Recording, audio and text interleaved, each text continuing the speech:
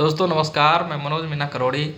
दोस्तों, लाइफ में अगर हमारी जो ज़िंदगी है उसको चलने के लिए उसमें दो पहिए लगाए हुए हैं ऊपर वाले ने, एक पति का और दूसरा पत्नी का।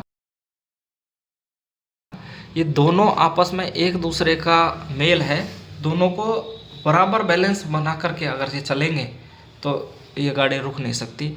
तो दोस्तों, पत्नी की अहमियत पति को समझनी चाहिए और पति की अहमियत पत्नी को समझनी चाहिए, क्योंकि ये एक दूसरे की पहलू है, एक दूसरे की अहमियत है, एक दूसरे के बिना नहीं चल सकती ज़िंदगी।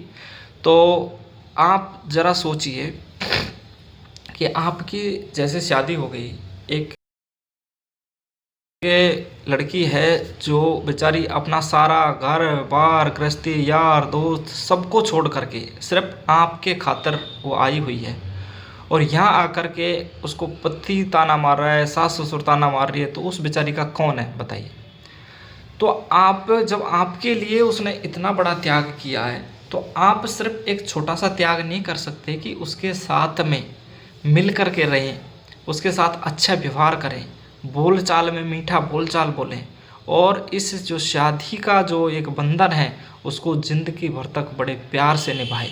ये अपना भी फ़र्ज़ बनता है, और वही फ़र्ज़ दोस्तों पत्नी का बनता है कि पति बाहर रहता है या घर से बाहर जाता है, बेचारा सुबह का जाता है शाम को आता है, वो चाहे मेहनत मजदूरी करे या नौकरी करे कुछ भी करे, लेकिन घर से सुबह निकलता है शाम को आता है, और जैसे ही शाम को घर में घुसता है आप उसको ताना सुनाना चालू कर देते हो।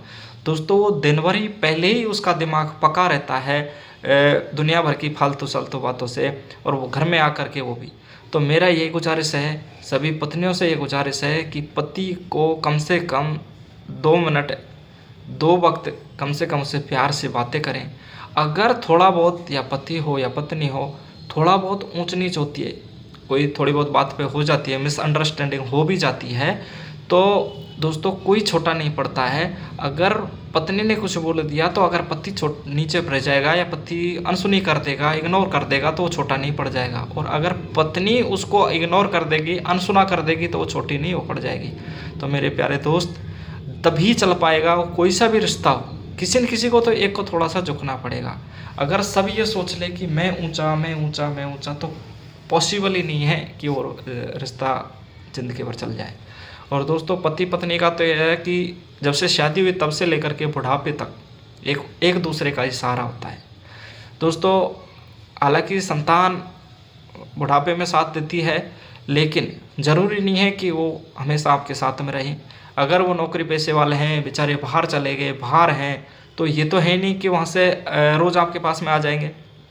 तो दोस्तों, एक दूसरे का साथ दो, पति पत्नी आपस में मिलजुल करके हंस खुल करके रहो, जितना हो सके जितना प्यार भरी बातें करें, आपस में घर गृहस्थी को बड़े अच्छे से चलाएं।